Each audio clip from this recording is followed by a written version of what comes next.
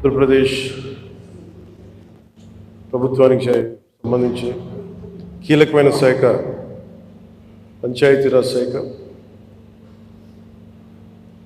ఆంధ్రప్రదేశ్ వెన్నుముకి శాఖ, ప్రభుత్వ ఉద్యోగులు, అనేక సంఘాలు, వారి నాయకులు, మీరందరూ ఈ రోజున ఇక్కడికి వచ్చి నాకు అభినందనలు తెలుపుతున్నందుకు మనస్ఫూర్తిగా మీ అందరికీ పేరు పేరున నా హృదయపూర్వక ధన్యవాదాలు. మనం క్షమించాలి, కొంతమంది సంఘాల నాయకులు వచ్చినప్పుడు మొదటి రోజు ఛార్జ్ తీసుకున్నప్పుడు చాలామంది ఎక్కువ వచ్చేయటం వల్ల నాకు ప్రత్యేకమైన ఇబ్బంది ఉంటుంది. సో దాంట్లో మీ సంఘాల నాయకులందరినీ కలుసుకోలేకపోయారు, దానికి క్షమించాలి. అందుకని వెంటనే నా దృష్టికి రాగానే వెంటనే మీకు ఫోన్ చేసి మీతోనే మాట్లాడినట్టున్నాను. అంటే నా ఉద్దేశం ఏంటంటే నిర్లక్ష్యం చేసే వ్యక్తిని కాదని చెప్పడానికి,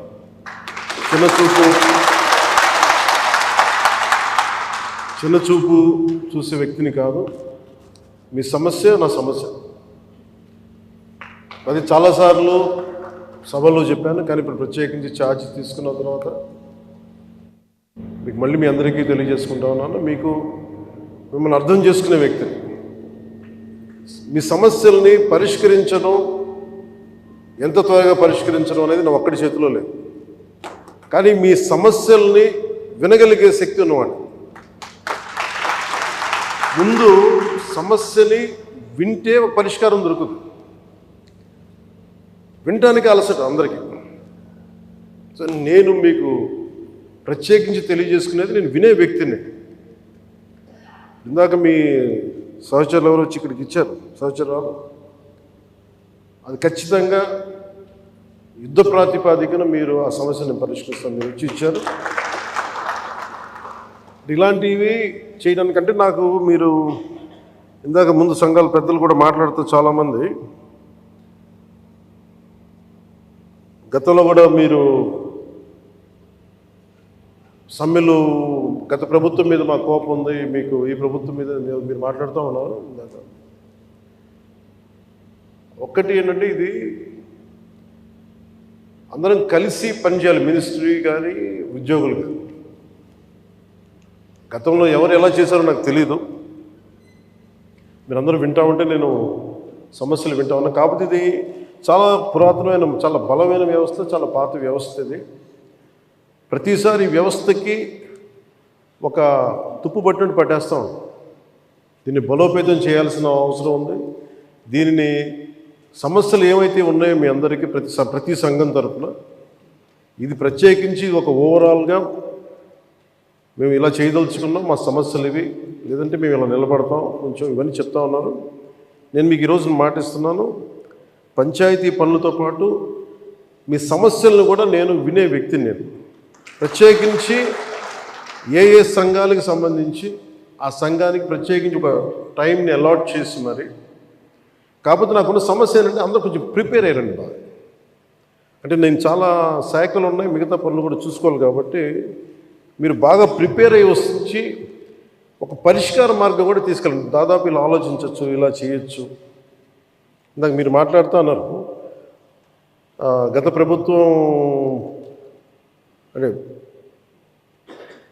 అంతకుముందు 2014 వచ్చినప్పుడు మా మీద కొంచెం కెనుకుందన్నట్టుగా మీరు అన్నారు ఇందాక. అది అంటే భయపెట్టేవాడికి భయపడతారు, కానీ కొంచెం ఓపెన్గా సహజంగా కొంచెం వినేవాళ్ళతోటి ఎక్కువ ఆ బాధను మేము గత ప్రభుత్వం మిమ్మల్ని అందరినీ భయపెట్టింది. అదని అర్థం చేసుకోగలం. కానీ మేము మీకు భుజం కాసే వ్యక్తులు. మేము ఇది ఒక వ్యవస్థని తిరిగి బలోపేతం చేయాలంటే చాలా చాలా కష్టసాధ్యమైంది. నాకు నిజంగా చెప్పాలంటే ఒకసారి నాకు ఇది నేను చాలా ఆనందంగా ఎంచుకున్న శాఖ. నేను ప్రభుత్వ ఉద్యోగ కొడుకుని, ఆ జీతాల మీద మేము పెరిగినవాడిని. మా నాన్న జీతాలు రాకపోతే మమ్మల్ని స్కూల్ బయటికి పంపించి మళ్ళీ జీతాలు వచ్చిన తర్వాత మళ్ళీ స్కూల్లోకి అలౌ చేసినాయి, అవి కూడా ఉన్నాయి నా సంఘటన. అలాంటి సంఘటనలు ఉన్నాయి. అందుకని నీ కష్టాన్ని అర్థం చేసుకోగలను. అంటే 1వ తారీఖు జీతం రాకపోతే ఏమవుద్దు నాకు అనుభవం ఉంది. నాకు అలాగే ఆఖరి వారంలో డబ్బులు అయిపోతే కూడా ఆ పరిస్థితి కూడా నాకు తెలుసు. మా పొరపాటున మేము ఏదో ఇవి జరిగిపోయినాయి, కానీ మేము ఇలా ఈ సినిమా రంగంలో ఉండటం వల్ల బేసిక్గా చాలా సాధారణ స్థాయి నుంచి వచ్చాం కాబట్టి అన్నిటికంటే కూడా సాధారణ స్థాయి మాకు భగవంతుడి వచ్చిన మమ్మల్ని తీసుకొచ్చిన సాధారణ స్థాయి కష్టాలని మేము మర్చిపోం. అందుకని ఈ రోజున రోడ్ల మీద బయటికి వెళ్ళి ఎందుకు ఆగి ఎందుకు మాట్లాడుతానంటే ఆ కష్టం ఎలా ఉంటుందో నాకు తెలుసు. ఇందాక మీరు ఇచ్చిన రిప్రజెంటేషన్ కూడా ఆ కష్టం ఎలా ఉంటుందో నాకు తెలుసు. సో ఇలాంటి స్పందనకి వెంటనే ఉంటుంది కదా. నేను కోరుకునేది ఏంటంటే మిమ్మల్ని గత ప్రభుత్వం మిమ్మల్ని భయపెట్టింది. అంతకుముందు ఉన్న ప్రభుత్వంకి మీరు ఏదైనా ఒక నిరసన చెప్పడానికి చాలా బలంగా చెప్పగలిగేవారు. కానీ ఇప్పుడున్న కూటమి ప్రభుత్వం మీకు అండగా నిలబడుతుంది. ఫస్ట్ ముందస్తుగా మేము మీతో గొడవ పెట్టుకోవడానికి ఫస్ట్, ఎందుకంటే బ్యాడ్ బ్లడ్ ఉండకూడదని ఫస్ట్ ఫోన్ చేశాను మీకు. అరే వస్తే నువ్వు కలవలేదండి, నువ్వు కూర్చొని పెద్ద ఆఫీసులను కలుస్తాం, మమ్మల్ని కలవవా అనే ఒక చిన్న బాధ ఏదో ఉంటుంది. ఎందుకంటే నాకు తెలుసు, మా నాన్న బాధ నాకు తెలుసు. అందుకని వెంటనే ఫోన్ చేశానండి. ఆ కష్టం నాకు తెలుసు. ఇంకా నేను మీకు ఒకసారి ఏమైపోతుంది, అందరూ ఒకేసారి వచ్చేస్తే నేను మాట్లాడలేని పరిస్థితులు తప్ప మీరు 1-on-1 కూర్చొని గ్రూప్గా కూర్చుంటే మటుకు నేను చాలా మీకు ఫస్ట్ వినే వ్యక్తిని. నేను విన్న తర్వాత పరిష్కార మార్గం వెతుకుతాను. సో మీకు గత 10 రోజుల్లో గత ఛార్జ్ తీసుకున్నప్పటి నుంచి నేను రివ్యూలు చేస్తూ ఉంటే ఉన్న పరిస్థితి, మీరు ఉద్యోగాలు లేవు, లేదంటే మనకి పర్మనెంట్ చేయలేదు, లేదంటే కూర్చొని గ్రేడేషన్ మార్చాలి, లేదంటే 2003 మాకున్న ఓల్డ్ పెన్షన్ స్కీమ్ అప్లై చేయాలి, రకరకాల అనేక సమస్యలు ఉన్నాయి. వీటన్నిటినీ చాలా క్షుణ్ణంగా మీ దగ్గరతో వింటారు. కాబట్టి వీటన్నిటికీ మించి మూలం ఆర్థిక మూలం. రాష్ట్ర విభజన జరిగినప్పటి నుంచి ఈరోజు దాకా ఆంధ్రప్రదేశ్ ఇంకా ఉణుకుతూనే ఉంది, ఆర్థికంగా నిలదొక్కుకోలేదు. మేము కూడా ఓటు చీలకూడదు, అందరికి కలిసి రావాలి. ఎందుకన్నామంటే అసలు ఆంధ్రప్రదేశ్కి ఒక బలమైన రాజకీయ వ్యవస్థ ఉంటేనే కింద ఉన్న మనకి పనిచేస్తున్న ఉద్యోగులందరికీ కూడా ఒక భద్రత ఉంది. ఇందాక మాట్లాడుతూ ఉంటే కూడా ఐఏఎస్ అధికారులతో వాళ్ళకి కూడా డిఏలు ఇవ్వలేని పరిస్థితి ప్రభుత్వం. ఒక 90,000 రూపాయలు వాళ్ళకి రావాల్సింది 4% ఇంక్రీజ్ వచ్చింది. మాకు అన్ని బకాయిలు తీసుకుంటారు, 90,000 ఇవ్వాలి, వదిలేశారు. ఇంక రావని చెప్పి వదిలేసాను. ఐఏఎస్ అధికారులు చెప్తా ఉన్నాను. అంటే ప్రైవేట్ వీళ్ళందరూ ప్రాఫిట్ పొందుతూ ఉన్నారు. డబ్బు ఉంది, కానీ డబ్బుని వ్యక్తులు సొంతం చేసుకున్నారు. రాజకీయాల్లో కూర్చొని గత ప్రభుత్వం స్థాయి దాన్ని పెంచేసింది. అది మేము కరెక్ట్ చెయ్యాలి. అందుకని మేము చాలా నిబద్ధతతోటి నిక్కచ్చిగా ఉండే వ్యక్తులు మేము కట్టుబడి ఉన్నాం. సో మీకు మేము మాట ఇచ్చేది కూడా ముందస్తుగా అసలు ఫస్ట్ ఆర్థిక పరంగా అసలు ఎలా ఉంది రాష్ట్రం, శ్వేతపత్రాలు రిలీజ్ అయిపోతుంది. ఆర్థిక పరంగా ఎంత ఏ పరిస్థితిలో ఉంది, ప్రతి డిపార్ట్మెంట్లో ఎంత డబ్బు ఉంది, ఏ డబ్బులు ఉన్నాయి, అసలు ఏమైపోయినట్టు. ఉదాహరణకి పొద్దున్న ఏదో రివ్యూ చేస్తూ ఉంటే నారాయణ గారితో మాట్లాడుతూ ఉంటే అంటే ఏ పరిస్థితిలో ఉంది చెప్తాను. ముఖ్యంగా మన పిఆర్కి, మన పంచాయతీరాజ్ సంబంధించి 15th ఫైనాన్స్ కమిషన్ అసలు డబ్బు లేదు, మ్యాచింగ్ గ్రాంట్ ఇవ్వలేదు. దాదాపు కొన్ని వేల కోట్లు రావాల్సింది రాలేదు. ఇప్పటికి ఈరోజు కూడా కూర్చోబెట్టి దాదాపు 1800 కోట్లు అనుకుంటున్నాను, 1580 కోట్లు, క్లోజ్ టు 1600 crores రావాలి. సో 15th ఫైనాన్స్ కమిషన్ డబ్బులు వదిలేసుకున్నాం. జల్ జీవన్ మిషన్ లాంటిది బోల్డెన్ నిధులు ఉన్నాయి. సో ఏ పథకం, కేంద్ర పథకాలకి ఇవన్నీ చూస్తుంటే కేవలం మ్యాచింగ్ గ్రాంట్ ఇవ్వలేకపోవడం. నేను అధికారులు పొద్దున్నుంచి గత రోజుల నుంచి నేను అడుగుతా ఉంటే ఒకటే అడుగుతున్నాను, ఏమైనాయంటే మీ బాధ్యత కదా, మీరు ఎందుకు లేరు ఇట్లా అని అడిగారు. సమస్య ఏమైంది, సరైన నాయకత్వాన్ని ప్రజలు ఎన్నుకోలేనప్పుడు ఇష్టారాజ్యంగా ప్రవర్తించారు. దానికి పర్యావసానమే మనం అనుభవిస్తుంది ఈరోజు. నేను మీకు ఒక రెవల్యూషనరీ విప్లవాత్మకమైన మార్పులు తీసుకురావాలి ఆంధ్రప్రదేశ్ విధి విధానాల్లో కానీ ప్రభుత్వ విధానాల్లో కానీ, దానికి నేను నా వంతు కృషి నేను బలంగా చేసి పెడతాను. మీకు ఏదో ఒక రోజు వారానికి మీ సమస్యల మీద ప్రత్యేకించి దృష్టి సారిస్తాం. అంటే ఈరోజు కూర్చుంటే ఒక సపోజ్ నెల రోజుల్లోపు నాకున్న సమయంలో, అందుకే నెల రోజులు అంటే అది 2 వారాల్లో కానీ మీరు చెప్పండి, నాకు ఇంత టైం పడుతుంది, ఒక్కొక్క వింగ్ని అర్థం చేసుకోవాలి. ఇప్పుడు మీరు చెప్పారు ఈ ఫిట్మెంట్లు కానీ పిఆర్సీ, మనకి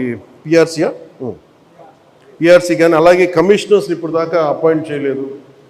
ప్రతిదీ కూడా మీరు క్షుణ్ణంగా చెప్తే నేను కన్సర్న్ అధికారులతో మాట్లాడి నేను ఏం చేయగలనంటే, నేను టాస్క్ మాస్టర్, ముందు సమస్యకు పరిష్కారం వెతుకుతానని చెప్పేవాడు. నేను పారిపోయే వ్యక్తిని. నాకు యాక్చువల్లీ నాకు రాజకీయాలు నాకు అవసరం లేదు. నాకు నేను ఎందుకు వచ్చానంటే ఇది నా నేల అనుకొని వచ్చాను. ఇది ఎవరో మీ తరపున నిలబడి మాట్లాడటానికి ఇన్ని కోట్ల మందికి నిలబడాలి, నా వంతు కృషి చేయడానికి వచ్చాను.